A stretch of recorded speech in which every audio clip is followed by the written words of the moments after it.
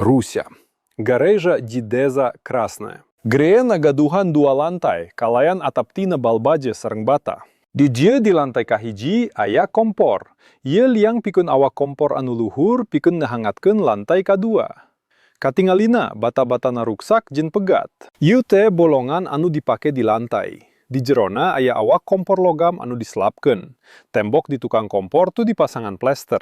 Dipasangan plester di tempat anu bisa dijangkau. Di luhur oge aya nica anu rusak di handapeun cerobong. Katinggalina, bata-bata dipaksa kaluar pikeun nyieun saluran pikeun asap. Bata-bata ditutupan ku jelaga.